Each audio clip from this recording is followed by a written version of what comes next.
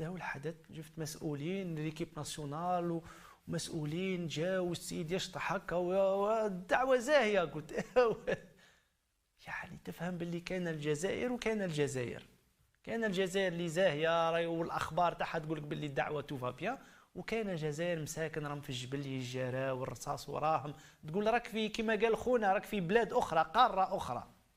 معليش يا سيدي انا قلت ما هو الخبر، لكن ليكيب ناسيونال سي نورمال الناس تفرح الحدث الرياضي. شفت لي سورفاتمون خضر، قلت الفريق الوطني تاعنا وهذا الاحتفال كل القنوات تتكلم، المسؤولين جاوا وكذا. واش كان يا خالتي؟ هل هذا على الاخر لقيت باللي لا اصلا يعني ماشي حتى ليكيب ناسيونال. تفضل اخويا المخرج نسمعوا شكون. تفضل.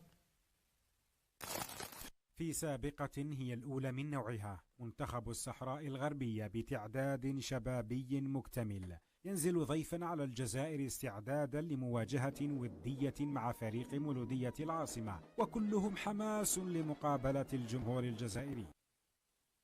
نعم، ماتش أميكال بين فريق الصحراء الغربية مع ليكيب ناسيونال تاعنا سيدي. لا مع مولودية. ماتش يعني استعراضي يعني. انا نحب الرياضة والفوت والناس، بس عندك الدنيا شاعلة، الناس يتضربوا، تسمى وظف الإعلام تاعك باش يعلى. لا